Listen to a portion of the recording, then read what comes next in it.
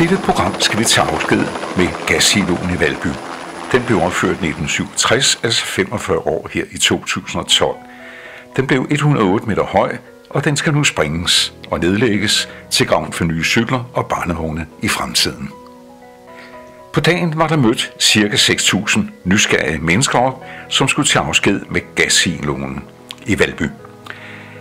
Københavns Energi de havde lørdag den 15. september 2012 et åbent hus, så alle kunne møde den for sidste gang. Men allerede i november måned i 2012, der er det altså planen, at den store gassilo, den skal fældes. Frihedsgudinden i USA, den er befolkningen rigtig stolt af. Men københavnerne var også rigtig stolte af gassiloen i Valby. I lokalbefolkningen der blev gassiloen kaldt gasoline, nogen kaldte den Madame Blå, så det var altså et rigtigt kæleord. Tætte, der står en masse mennesker udenfor, og de vil gerne ind og kigge, og det kan du sørge for, at de kan. Det kan jeg. De er hjertelig velkommen til at komme ind og gå en tur rundt ind i beholderen og se det enorme rum, der er derinde, og opleve musikken, som vi har arrangeret til i dag. Yderligere kan de komme op på første og andet galleri og få en rundtur rundt omkring beholderen, og de kan kigge ud over området og nyde udsigten og se deres kolonihaver, måske der, hvor de selv bor. Der må være et kæmpe ekko derinde. Det er der også. Det er en helt fantastisk efterklang. I cirka 5 sekunder kan man høre musikken, fra den stopper. Der er nogen, der siger, at du har været inde og synge højt. Er det rigtigt? Jeg har ikke været inde og synge, men jeg har hørt, at vores chef har været inde og spille på trompet derinde, og det lyder helt fantastisk. Tak skal du have til det. Vel.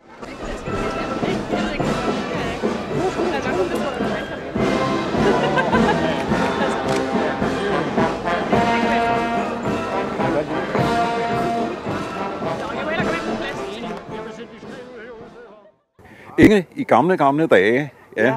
Du ser ung ud, men du holder dig godt. I 1964. Der var en gasbeholder, der sprang i luften ude i Valby. Ja, ude ved Valby Langgade. Hvordan oplevede du det? Som et kæmpe brag, hvor man ikke havde nogen idé om, hvad det kunne være. Og man sådan spekulerede på, var det noget i det hus, man boede, der havde givet det her kæmpe brag. Og så efterhånden kunne man høre alarmer og alt muligt, så blev man klar over, gudskelov, det var ikke mig, der havde det. Hvad tænkte du så, da du hørte alle de alarmer? Jamen, hvad det kunne være, fordi jeg vidste faktisk ikke, hvad det kunne være.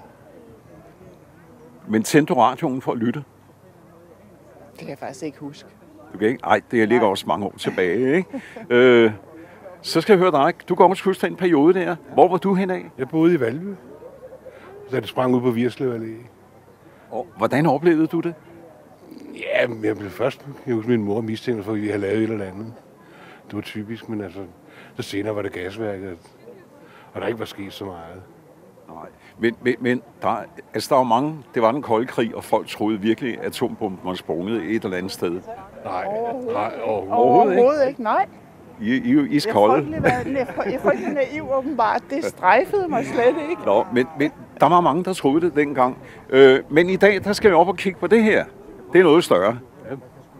Men den har vi jo set på mange år, hver gang man kører forbi. Det er ligesom et kendingsmærke. Ja. Vil du savne den? Ja, det er et pejlemærke. Når man kører, så ved man sådan cirka, hvor man er. Det vil sige, når I sagde gæster til kaffe, så siger jeg bare, kør efter gastårnet. Forbi gastårnet og videre, ja. Og du gør det samme? Ja. Man har jo kunnet se det helt ud fra Amager. Ja. Men hvad synes du? Nu skal det rives ned. Er du ked af det? På en eller anden måde synes jeg, det er synd, fordi det er en eller anden form for varetegn. Men altså, jeg kan jo også godt se, at det åbenbart er umuligt at finde noget fornuftigt at bruge det til. Og det synes jeg er lidt ærgerligt. Godt. Tusind tak til jer begge to. Morten Stanley, den her gasbeholder, hvad har du med den at gøre?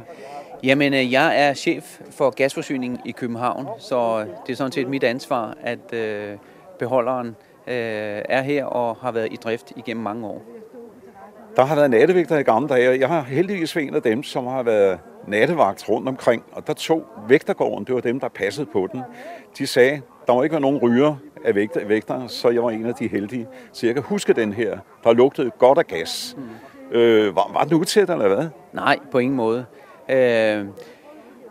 På området her måtte man ikke ryge. Det var en af vores forholdsregler. Men gas var der absolut ikke på området. Så Så det må have været nogle aflejringer, der har været Det var ventilerne, det er nok det. Men en gang så havde man en mindre gasbeholder. Den var et andet sted i Valby. Den eksploderede en formiddag, kan jeg huske. Jeg kan selv huske det af det her store brag. Vi troede, at den kolde krig var brudt ud, og atomkrigen var der. Har du hørt noget om det? Jamen, det har vi hørt om. Jeg var ikke selv født i 1964. Jeg kom først til verden i 66. Men det var Valby Gasværk, der lå lidt herfra, hvor der gik ild i en beholder, og det sprang i luften derude. Så det var en stor begivenhed. Der døde desværre 3 mennesker ved den lejlighed, og alle, der har oplevet det, kan huske den dag, den lørdag formiddag i september. Rygtet siger også, efter hvad vi så på nettet, en dame, hun havde fået en ny kæreste i hjemmet, og hun lavede morgenmad til ham. Han lå i sengen, og hun bar den her bakke ind med morgenkrødder og det hele til ham, og så sagde det bang. Trykbølgen smed hende ud af vinduet i stedet, og hun landede nede på gaden. Okay, jamen det lyder som en rigtig ulykkelig historie, men ja. Men det var ordentligt brag. Det var det. Hvordan, det må være et kæmpe arbejde at bygge sådan en der. Jamen, det tog 3 år, fra 1965 til 1967, og der er gået 2.000 tons jern og stål til at bygge den her beholder. Men jeg kan også huske i gamle dage, at folk de brokkede sig over, at den skulle bygges, så den så udsigten, men i dag der er de jo glade for den. Ja, det er jo det. Folk i Valby finder det meget vemodigt, at beholderen nu skal rives ned, og det er også derfor, at vi inviterer ind i dag, for at man kan komme ind og sige ordentligt farvel til beholderen, og få gjort det med manér. Og her inviterer vi jo ind i beholderen, hvor der er 108 meter til loftet. Fantastisk rum, med de dufte og de lyde og det lys, der er inde i beholderen. Så har vi piloterne på de små maskiner. De har brugt den som vartegn. De kunne flyve efter den og navigere efter den. Ja, det er rigtigt. Vi har flylys på toppen, og alle, der er fløjet til København, har jo set den fra luften. Så også det er jo ikke mere fremadrettet. Hvordan bliver den sprængt i stumper og stykker, eller hvad gør man? Den måde, vi gør det på, det er, at vi springer den ned, så den falder lidt ned og lægger sig om på siden. Og derefter så skærer vi den op med store entreprenørmaskiner. Så klipper vi den simpelthen op i små stykker, og så bliver det hele genanvendt, det jern og stål, der er i beholderen. Der bliver mange penge, det jern der. Ja, det er der, men det koster også nogle penge at rive det ned, men netto, så koster det lidt at få den væk. Det går. Tak skal du have, Stanley. Selv tak. Carsten Pedersen, driftleder på det her store anlæg. Ja. Hvad betyder det? Det betyder, at jeg er driftleder i det, der hedder KI Bygas, og vi har ansvar for vores bygasforsyninger og distribution af bygassen og sørge for vedligeholdelse af vores bygninger og værker. Det her område, det er jo så taget ud af drift i 2007, og det står bare og venter på at blive revet ned. Ja. Nu skal det her rives ned. Ja. Bliver du så arbejdsløs? Nej, det gør jeg ikke. Jeg har jo så fortsat efter, at jeg har været ude på Sundby Gasværk, og har været det i en årrække, hvor vi havde produktionsanlæg derude. I samarbejde havde vi også nogle produktionsanlæg ude på Strandvejsgasværket, som populært blev kaldt Nokken. Og da vi nedlagde Sundby Gasværk, der var vi ved at bygge nogle nye produktionsanlæg, nogle fuldautomatiske anlæg, og de varetager så driften i dag, og de kræver ikke ret meget bemanding i forhold til de gamle anlæg, hvor vi var døgnbemandet. Sig mig, Carsten, bruger folk stadigvæk gas? Vi bruger masser af gas. Den gas, vi laver i dag, den er lavet af naturgas og blandet op med luft. Og er ikke så farligt, som den var i gamle dage, hvor vi havde kulilt i, som man kunne tage liv af sig selv. Og arbejdshumøret hos jer, det er godt, I giver den gas? Det kan du tro. Vi har et rigtig godt samarbejde i vores lille afdeling. Og I tager også gas på hinanden? Ja, det gør vi også, ja. Inge, du er fra den tid, hvor du oplevede den kolde krig med Rusland, USA og Vesten i det hele taget. Ja. Men så skete der en kæmpe eksplosion. Troede du så, at den kolde krig, atomkrigen var startet? Jeg nåede slet ikke at tænke noget. Det eneste, jeg spekulerede på, det var, hvad sker der nu? Nej, det troede jeg ikke. Hvor boede du? Boede du i selve Valby, eller hvor? Ja, jeg boede på Skyttegårdsvej. Der var mange ruder, der knaldede der. Det var der. Og, du var heldig. Der var ikke nogen af dine, der knaldede? Nej, jeg havde lavet vinduerne stå åbne, for det var dejligt vejr den dag.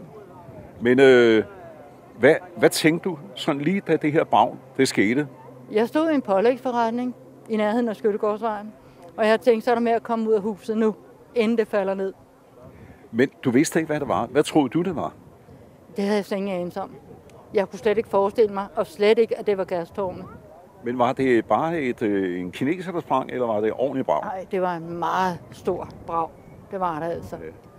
Det var det. Det var rigtig voldsomt. Jette, det her store brag, men du blev født måned efter. Ja. Blev du født for tidligt på grund af braget? Nej, det gjorde jeg ikke. Jeg kom lige til tiden. Nå. Sig mig, du har vel hørt lidt om det? Det har jeg, ja. Igennem min mor, som har fortalt en hel del om det. Men nu har man så bygget en kæmpe gasbeholder her, der er meget, meget større. Så skal vi høre dig.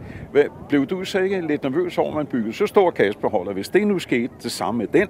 Nej, jeg synes, det var lidt langt væk fra, men så flyttede vi tættere på, så blev jeg en lille smule nervøs for, om det kunne ske. Men det regnede jeg ikke med, det kunne. Nå. Ikke en gang til. Det var sådan en stor ulykke. Det kostede også menneskeliv. Ja. Sig mig, bruger du gas eller el?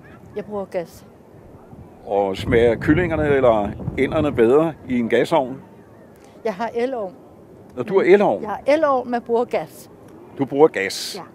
Men dengang, der havde vi altså gas til at opvarme lejligheden med. Så den røg jo, og vi kunne heller ikke få mad. Så vi havde ikke noget derhjemme, så var det. Ja. Sig mig, Jette, gas eller el, hvad bruger du? Jeg bruger gas. Du bruger også gas? Ja. Det er godt for økonomien, og det er rimelig billigt, og jeg er rigtig glad for det. Jo, men hvad er der bedre? Er det ikke det samme, bruger el eller gas, når man steger en kylling? Jamen, i det øjeblik, at du laver mad på gassen, så fungerer det sådan, så at når det er, at der er noget, der er ved at koge over, så kan du skrue ned lige med det samme. Og så falder trykket, for eksempel under låget, og så koger det ikke over. På ellen, der tager det lidt længere tid, så gassen er bedre. Det er det, vi er kvinder til. Ja, og mænd også. Der er jo rimelig mange mænd, der er kokke, som også bruger gas, både på restauranter og i pizzerier og alt muligt. Jeg siger tusind tak til jer begge to.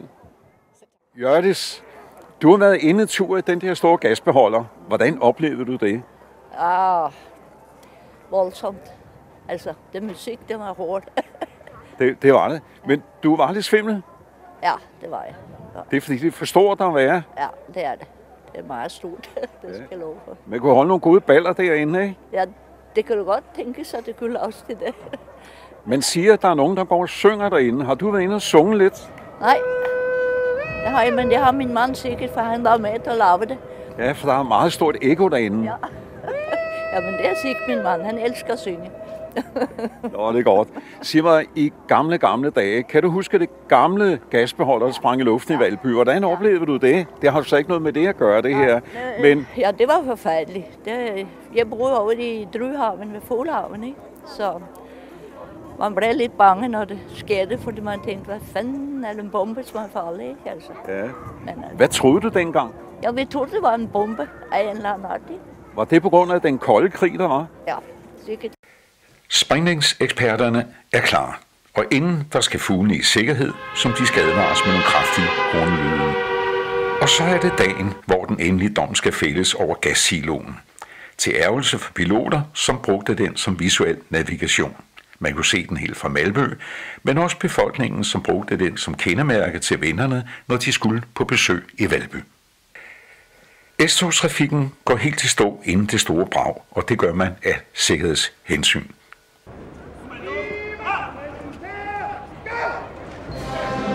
Claus, teknisk direktør med et gastårn, der skal sprænges i luften. Det skal ikke helt sprænges i luften, det er ikke sådan, vel?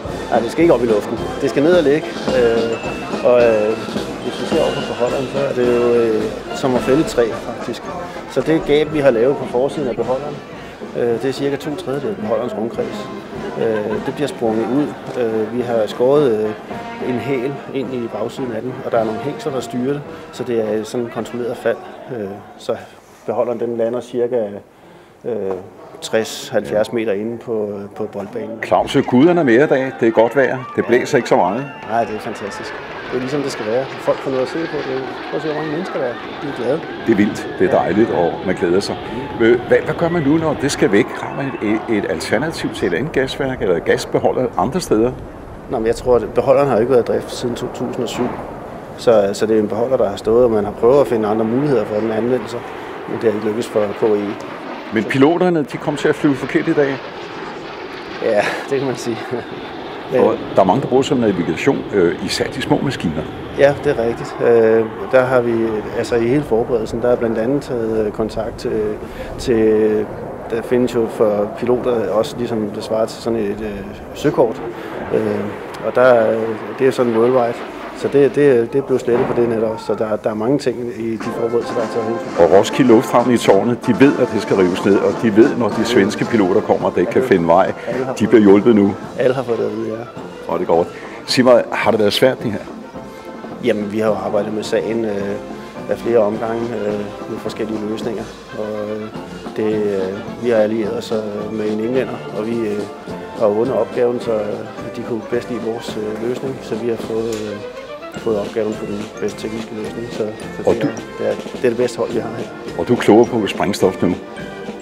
Ja, altså lige med hensyn til sprængstof, der skal jo ikke andet 50 kilo til for at vælte den dernede. Vi har trods alt 2.000 tons jern, der skal ned og ligge. Det er godt. Tak skal du have.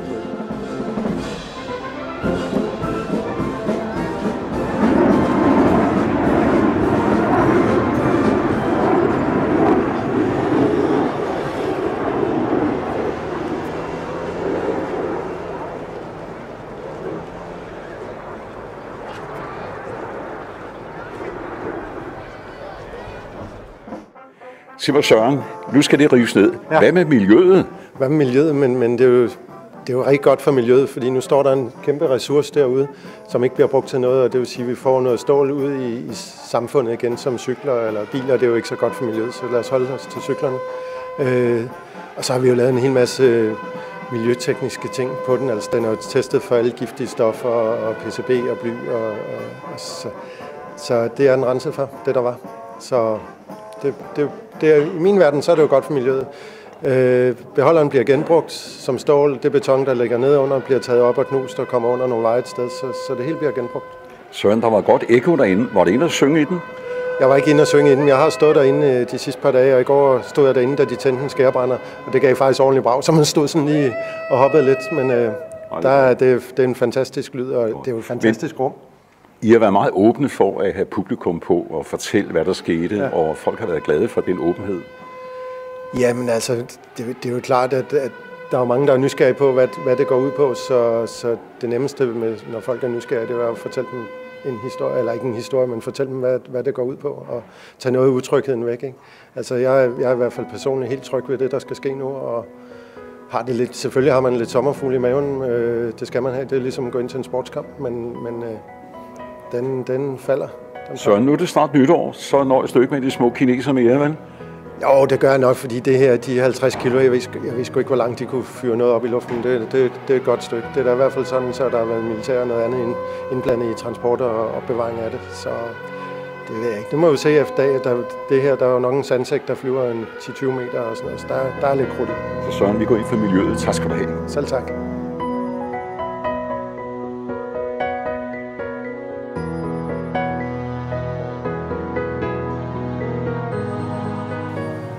De danske amatørfotografer står klar, men de professionelle fra pressen, de er også mødt salgstrækker op til det historiske brag, der skal ske. I dette program er der brugt en masse mikrofoner med radiosendere og med teknisk snilde, og det er fra TV News Danmark og TV News Danmark samt pressebureauet Localize. Så velkommen til det store brag i Valby.